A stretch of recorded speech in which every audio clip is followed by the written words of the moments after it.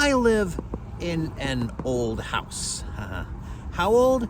Well, you might be able to tell that most of these were not the original windows, at least on the outside. On the inside, it varies, but we'll get to that. But it's old enough that the plumbing and the electricity were retrofitted. Speaking of retrofitting, check out this heat exchanger. And here's what it looks like on the inside.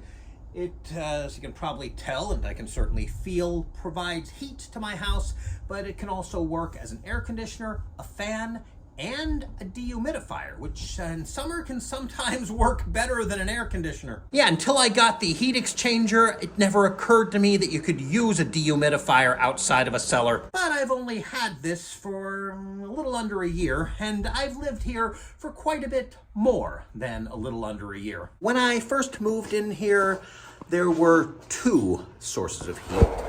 One was this oil furnace here, which burned oil, which of course was stored in this tank, which was then pumped through the house via radiators and these oh so easy to clean baseboard heaters. Yeah, the dirt is only partially because I'm lazy. It also initially heated the running water, but we fairly quickly replaced that with an electric water heater. The other thing was a wood-burning furnace.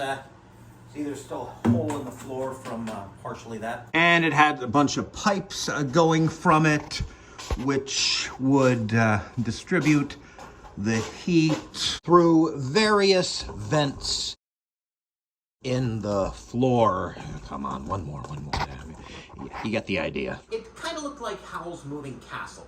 I did take some photos of it. Unfortunately, they're a bit inaccessible right now. I need to get my desktop computer back in shape. Even then, it would be a little hard because I'm doing this on my phone in iMovie. Anyway, eventually, that wood-burning furnace monstrosity thing was replaced with a stoker stove. And I've done some video about that before. Basically, it burns coal instead of wood, which, well, at least it burns longer.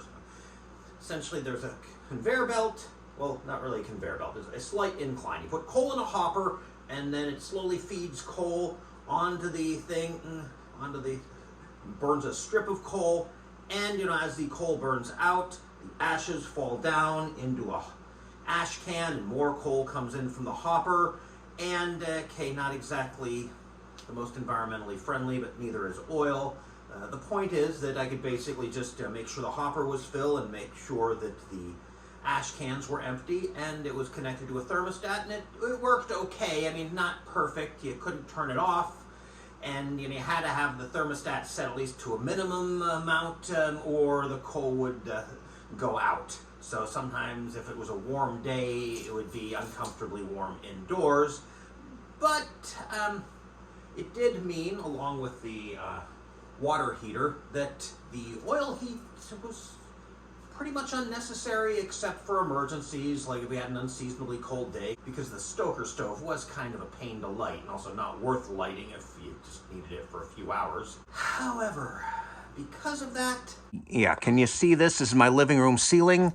There are pipes for the oil heat behind it, and some of them froze and burst, and they actually did repair the ceiling, but, well, we'll get to why this new ceiling doesn't look all that repaired. I am halfway down the stairs from my cellar, roughly.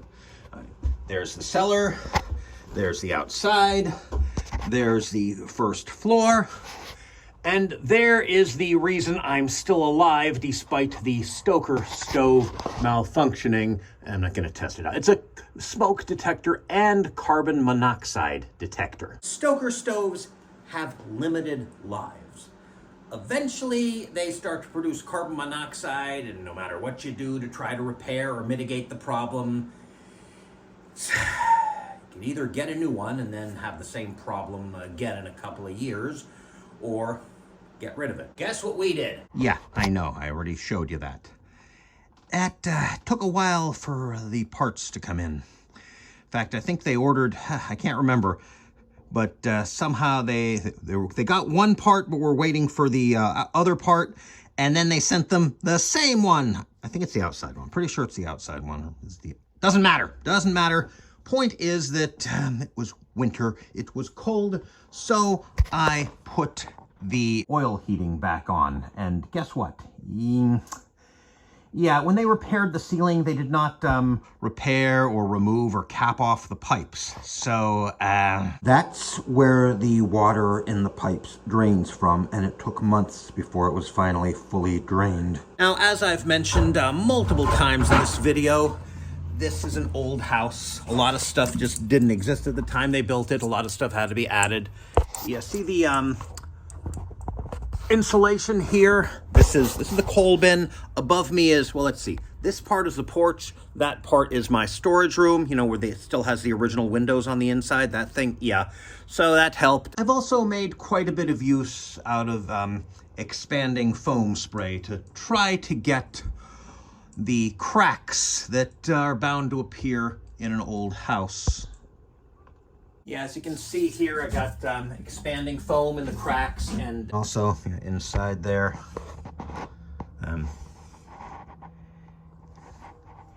Yeah, I don't know if you can see the foam up there, but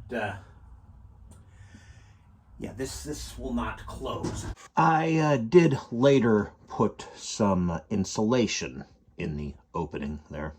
Well, I decided that that's helping, but really, I need to put on these, what is it? Insulating film. I need to put that over everything, and of course, in order to do that, I needed to remove the curtains that were already there, that have been hanging here since I moved in, and, well, I should wash them too. I mean, I have not taken them off ever until now. And then, oh boy. Dramatic reveal. Look at this. Yeah. This is not a crack. This is an opening. I mean, wow. How did that even happen? I mean, wow. Yeah, and well, I guess some of this is insulation. Look what else was in there. Yeah. I kind of want to check what the dates are on these. Was that a UPC? Doesn't matter. Point is, I need to do something about this, so I probably should just have done this instead of making a video about it, but yeah, the previous owner of the house, not the previous resident, was a nice old lady, but yeah, her son owned the house and took care of the expenses, and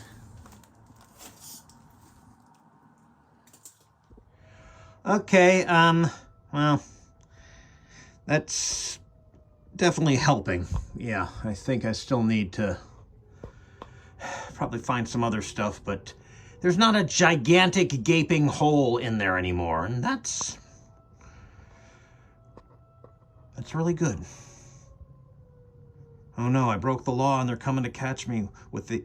Actually, I think those are ambulances or fire engines.